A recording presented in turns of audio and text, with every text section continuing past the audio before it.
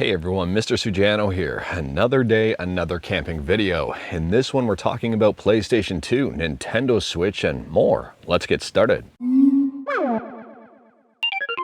Alright, to kick things off, we're talking about Nintendo Switch emulation on PC with Yuzu. Yuzu just released their progress report. Now we're just going over this progress report at a very high level, but it's very well written. There's a ton of information there, and I'll leave a link to it in the description below. I highly recommend checking it out. One of the big challenges the Yuzu team faced was with Xenoblade Chronicles 3. While the game did work day one, it did face its fair share of issues.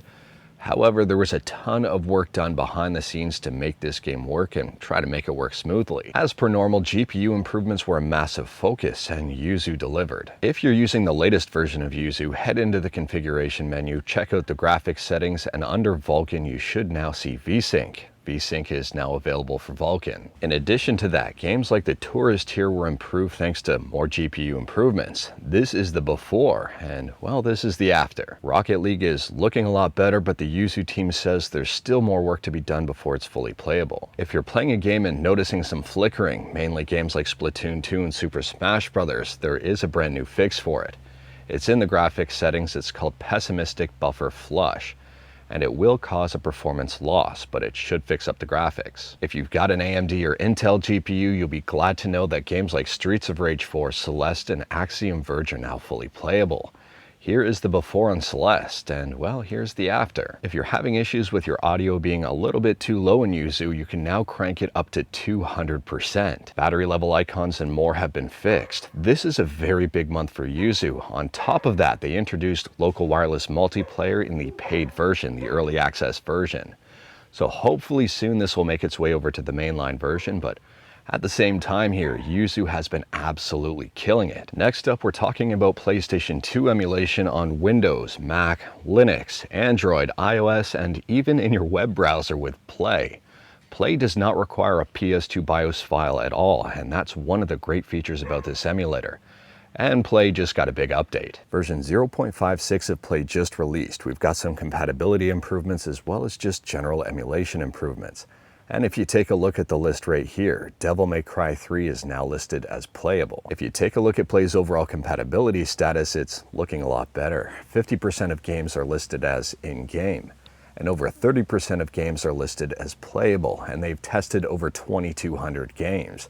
I can't wait to see the future of Play. Next up, we're talking about Fightcade, and surprisingly, Fightcade got yet another update. Version 2.1.33 has just released. The big thing in this update is that registration has moved from the website to the app itself. On top of that, there was some work done on Final Burn Neo, an arcade emulator, including some work on SOCD. Dreamcast emulation with Flycast Dojo also got some improvements and some new games that have been added.